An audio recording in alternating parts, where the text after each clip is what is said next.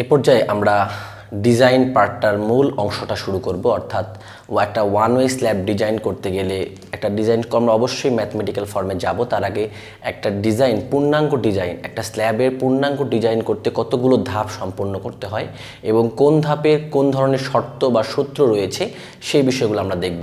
এটাই কিন্তু main class, অর্থাৎ এটাই কিন্তু সবচেয়ে গুরুত্বপূর্ণ ক্লাস। কারণ ম্যাথমেটিক্স তো বইও করে দেওয়া আছে, বা ম্যাথমেটিক্স আমরা হয়তো দু একটা এক্সাম্পল দেখিয়ে দিব, কিন্তু বুঝার জায়গাটা হচ্ছে এই ক্লাসগুলো। অর্থাৎ যেটা আমরা সূত্রের জন্য বা শর্ত বুঝিয়ে যে ক্লাসগুলো নিচ্ছি, এই ক্লাসগুলোই মূলত শিক্ষার্থীকে বুঝতে হবে। এই ক্লাসগুলো যার কনসেপ্ট ক্লিয়ার, তাকে পৃথিবীর যে কোনো বই থেকে যে কোনো অঙ্ক দিলে সে পারবে, এই ধারার এই কনসেপ্টের অঙ্ক দিলে পারবে। বাট ম্যাথ বুঝিয়ে লাভ নাই, কারণ ম্যাথ তো আমরা প্র্যাকটিস করতেই পারি, বাট যদি আমরা কন্ডিশন না বুঝি, সূত্র বুঝি, সূত্রের ব্যবহার না বুঝি, তাহলে কিন্তু কখনোই আমরা ভালো করতে পারবো না। দ্যাটস ওয়াই এই ক্লাসগুলো একেবারে মনোযোগ সহকারে বুঝতে হবে। আমরা প্রায় 8 থেকে 10টা ধাপ রয়েছে, যে ধাপগুলোকে আমরা 2টা আলাদা আলাদা ভাগে বুঝবো। অর্থাৎ প্রথম 5টা একটা স্টেপে বুঝবো, পরের 5টা বা 6টা যে কটা থাকবে আমরা ডিভাইডেড করে বুঝবো। ফার্স্ট ক্লাসে আমরা বুঝবো হচ্ছে প্রথম 5টা ধাপ, পরের ক্লাসে বুঝবো বাকি যে 5টা বা 6টা থাকবে সেই ধাপগুলো। ঠিক আছে, তাহলে প্রথমত আমরা শুরু করি, সেটা হচ্ছে একটা ওয়ান ওয়ে স্ল্যাবের পূর্ণাঙ্গ ডিজাইন করতে প্রয়োজনীয় ধাপসমূহ। তাহলে আমরা বলতে পারি এখান থেকে ওয়ান ওয়ে স্ল্যাব ডিজাইনের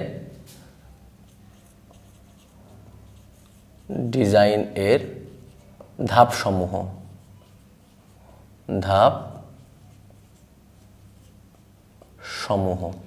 আচ্ছা, যদি তাই হয় তাহলে ফার্স্ট ধাপটা কি হতে পারে? ফার্স্ট ধাপটা হচ্ছে আমরা ডিজাইন লোড ক্যালকুলেশন করব। ফার্স্ট ধাপটা কি? ডিজাইন লোড ক্যালকুলেশন করব। আচ্ছা, ফার্স্ট ধাপের আগে আমরা বলতে পারি যে আমাদেরকে থিকনেস অ্যাসিউম করে নিতে হবে, ধরে নিতে হবে। আমাদেরকে থিকনেস ধরে নিতে হবে। আর যদি বিমের স্ল্যাবের যদি লেন্থ দেওয়া থাকে, তাহলে আমরা অবশ্যই ওই যে আমরা যে নিয়মটা শিখেছি স্ল্যাবের থিকনেস ধরে বের করে নেওয়ার, ক্যান্টিলিভার হলে কেমন হবে, সিম্পলি সাপোর্টেড হলে কেমন হবে, স্কিন কন্টিনিউয়াস বা সেমি কন্টিনিউয়াস হলে কেমন হবে, L/25, L/30, 35, 12 যে ক্যাটাগরিগুলো শিখেছি, সেখান থেকে আমরা থিকনেস বের করে একটা মিনিমাম থিকনেস ধরে নিব। ঠিক আছে, তাহলে ফার্স্ট যে স্টেপটা হবে সেটা হচ্ছে কি, আমরা বলতে পারি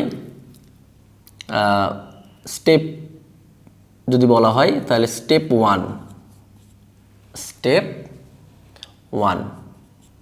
স্টেপ ওয়ানটা কি? স্টেপ ওয়ানটা হচ্ছে আমাদেরকে অবশ্যই কি করতে হবে? থিকনেস বা স্ল্যাবের ন্যূনতম পুরুত্ব ধরে নিতে হবে। স্ল্যাবের যদি বলা হয় তাহলে স্ল্যাব থিকনেস অ্যাসিউম করে নিতে হবে। অ্যাসিউম বা ধরে নেওয়া বা ধরে নিতে হবে। বাংলায় লিখে দিই, একটু সুবিধা হবে তোমাকে বুঝতে। থিকনেস ধরে নিতে হবে, অথবা কি করতে হবে, যদি স্ল্যাবের লেন্থ দেওয়া থাকে তাহলে আমরা সেই কন্ডিশন স্ল্যাবের ক্রাইটেরিয়া বা স্ল্যাবের প্রকারভেদ অনুযায়ী সাপোর্ট কন্ডিশনের উপর ভিত্তি করে আমরা সেই প্রসিডিওরে বের করে নিব, দিয়ে ওটাকে মেজারমেন্ট করে আমরা পরবর্তী স্টেপগুলো আঁকাবো। তাহলে কি স্ল্যাব থিকনেস ধরে নিতে হবে, অথবা সাপোর্ট কন্ডিশনের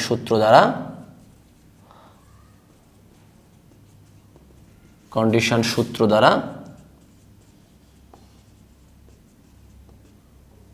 প্রাথমিকভাবে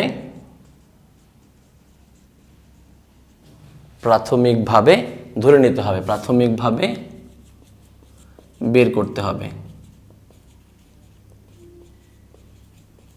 এটা ফার্স্ট স্টেপ গেল। এবার সেকেন্ড স্টেপটা কি হবে? Step two. আচ্ছা, আমরা এটাকে ভিন্ন কালিতে লিখি। এরপরে হবে স্টেপ টু বা ধাপ 2, যেটা বলছি না কেন,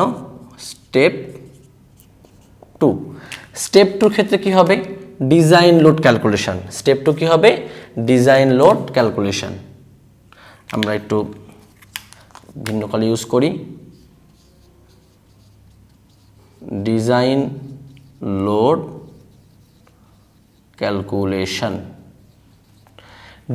ক্যালকুলেশনের ক্ষেত্রে আমরা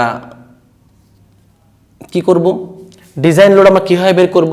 প্রথমত আমরা সেলফ লোড বের করব, এরপরে অন্যান্য যে লোডগুলো কোশ্চেনে দেওয়া থাকবে, যেমন আমরা এক ধরনের ম্যাথ করেছিলাম floor finish, live load, environmental load, partition wall load, যতগুলো লোড কোশ্চেনে দেওয়া থাকবে সবগুলোই অ্যাড করব, সাথে আমরা ডেড লোড বা সেলফ ওয়েট বের করব। তাহলে আমাদের সেলফ ওয়েট বের করার যেই প্রসিডিওরটা আসে কি, ডিজাইন লোড ক্যালকুলেশন, একটা হচ্ছে কি স্ল্যাবের নিজস্ব ওজন, স্ল্যাবের নিজস্ব ওজন। নিজস্ব ওজন বের করার পদ্ধতি কী ছিল, একটা ছিল হচ্ছে বি ইন্টু টি ইন্টু, আমরা লিখতে পারি হচ্ছে কংক্রিট একক ওজন omega, B into T into omega. এখানে আমরা লেন্থ গুণ করে দিলে অ্যান্সার আসবে কেজিতে, অর্থাৎ আমরা ইকুয়াল লিখবো কেজিতে, লেন্থ গুণ না করলে কেজি পার মিটারে লিখবো। এটা কিন্তু আমি সেই সময় ম্যাথমেটিক্স করানোর সময় বুঝিয়েছিলাম। যদি আমরা এখানে এল গুণ করি তাহলে এখানে লিখবো হচ্ছে কেজি, আর যদি আমরা এখানে এল গুণ না করি তাহলে লিখবো কেজি পার মিটার। এল গুণ না করলে কি হবে, সবগুলো লোড যোগ করার পরে আমরা একবারে এল দ্বারা গুণ করতে পারি, এটা করতে পারি, অথবা প্রত্যেকটার সাথে এল গুণ করে নিয়ে ফাইনালি আমরা কেজিতে বের করতে পারি, যেটা যাদের সুবিধা হয়। ঠিক আছে, তাহলে এখানে আমরা মানটা বের করব হচ্ছে কেজি পার মিটারে। ঠিক আছে, এইভাবে এখান থেকে আমরা বের করবো কেজি পার মিটারে। একইভাবে অন্যান্য ওজন, অন্যান্য দেয়া লোডগুলো যুক্ত করে আমরা ফাইনালি কি করব, একটা ওমেগা আসবে। এই ওমেগা মানে হচ্ছে কংক্রিটের একক ওজন। এই ওমেগা মানে কি, এই ওমেগা মানে হচ্ছে কংক্রিটের, এটা ওমেগা প্রাইম দিই, এই ওমেগা প্রাইম মানে হচ্ছে কংক্রিটের একক ওজন, কংক্রিটের একক ওজন। সেটা কত হতে পারে, 2400 কেজি পার ঘনমিটার অথবা 145 বা 150 পাউন্ড পার ঘন ফিট। ঠিক আছে, এটা তাহলে আমরা এখান থেকে ছোট হাতের ওমেগা, ছোট হাতের ওমেগা কেন দিলাম, কারণ আমরা এখানে কি করিনি, আমরা এল দ্বারা গুণ করিনি, তাই কেজি পার মিটারে আসবে। তাহলে কেজি পার মিটারে আসবে এখান থেকে একটা অ্যান্সার, কেজি পার মিটারে। যদি আমরা প্রত্যেকটার সাথে এখানে এল গুণ করি তাহলে প্রত্যেকটার সাথে আমার এল গুণ করতে হবে। এল গুণ করলে এখানে থাকবো কেজি, তাহলে কেজি মানে কি, বড় হাতের ডাব্লু, তার মানে মোট লোড। এই ওমেগা মানে হচ্ছে প্রতি একক দৈর্ঘ্যের লোড, আর বড় হাতের ডাব্লু মানে হচ্ছে টোটাল লোড। ঠিক আছে, তাহলে আমরা যে কোনো একটা প্রসিডিওর মেন করতে পারি, পুরো এল দ্বারা গুণ করে অ্যান্সার পুরো কেজিতে আনতে পারি, অথবা এল গুণ না করে কেজি পার মিটারে এনে পরে এল দ্বারা গুণ করে পুরো কেজি করতে পারি, যেটা যার ভালো লাগে আমরা সেভাবে করব।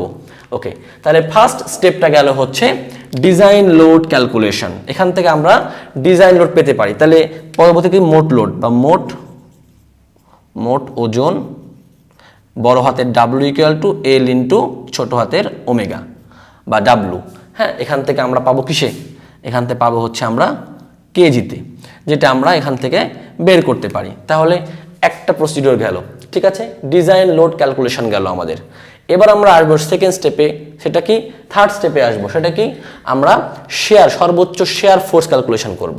তাহলে যদি বলি ম্যাক্সিমাম শেয়ার ফোর্স ক্যালকুলেশন, তাহলে স্টেপ 3 আমরা বলতে পারি স্টেপ, এখান থেকে একটু উপরে লিখি স্টেপ 3। তাহলে স্টেপ 3 হলে আমাদের কি আসবে, ম্যাক্সিমাম শেয়ার ফোর্স ক্যালকুলেশন। তাহলে বলতে পারি এখান থেকে maximum share force, maximum share force calculation. তাহলে ম্যাক্সিমাম শেয়ার ফোর্স ক্যালকুলেশন করার জন্য আমাদের প্রসিডিওরটা কি হবে, যদি সিম্পলি সাপোর্টেড বিম হয় তাহলে হচ্ছে লোডের অর্ধেক। এটা আমরা কিন্তু স্ট্রাকচারাল মেকানিক্সের শেয়ার ফোর্স বেন্ডিং মোমেন্টে শিখেছি, আবার আমরা থিওরি অফ স্ট্রাকচারে শিখেছি, আমরা শেয়ার স্ট্রেস বেন্ডিং স্ট্রেস অধ্যায়ে শিখেছি। এগুলো আমাদের খুব জানা একটা বিষয়। এবং আমরা বিম ডিজাইন যখন করেছি, অর্থাৎ ডিজাইন অফ স্ট্রাকচার 1, যেখানে আমরা বিমের ডিজাইন, রেক্টেঙ্গেল বিম বলি অথবা টি বিম বলি, যে কোনো বিম বলি না কেন, আমরা বিম ডিজাইনের সময়তেও শিখেছি। তাহলে ওটা নতুন করে আর বলবো না। সেটা হচ্ছে সিম্পলি সাপোর্টেড হলে W/2, আর যদি সেমি কন্টিনিউয়াস বা কন্টিনিউয়াস হয় সেক্ষেত্রে আমাদের অন্য যে ফর্মুলাগুলো আসবে সেগুলো আমরা বলতে পারি। তাহলে আমরা বলতে পারি এখানে আরেকটা বিষয় আসবে, সেটা হচ্ছে 1 নাম্বার যদি বলি সিম্পলি